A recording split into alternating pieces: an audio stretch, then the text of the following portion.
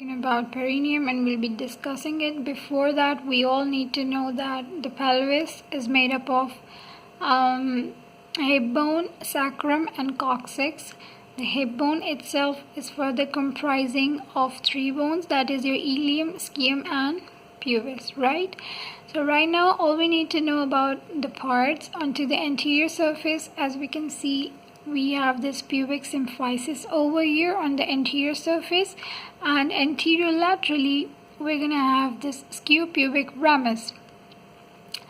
Then if we're going to move over here, we need to know about this sacrum bone, and we need to know below it is the coccyx bone, and this is your sacrum and that's your hip bone.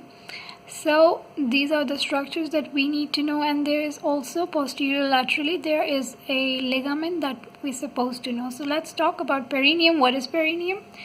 Your perineum is nothing but it is a diamond shaped space, and it has some boundaries, right?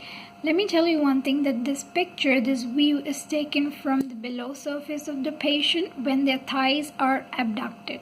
They are not together, but they are slightly apart. So we're having a view from the below surface, right? Let's talk about the boundaries. On the anterior surface, over here, on the anterior border of the perineum, it is formed by your pubic symphysis, right?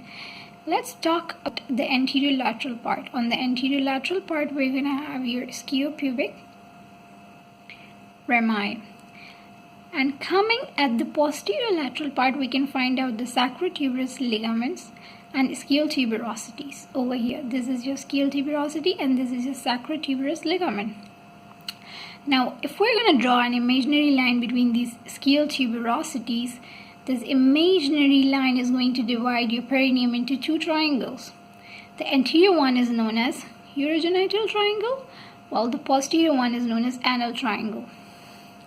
Talking about the posterior border, it's posteriorly bounded by tip of your coccyx.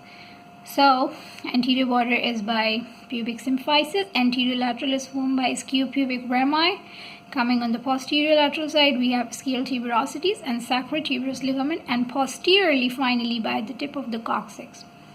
Let's look at this.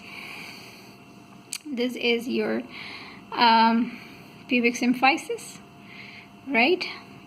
Scupubic rami. As we can see, inferior ramus of the pubis. These are the rami. Posterior laterally, this is your sacrotuberous ligament, as we can see over here, right? And this triangle is divided by an imaginary line from one ischial tuberosity to the other, and this is your urogenital triangle.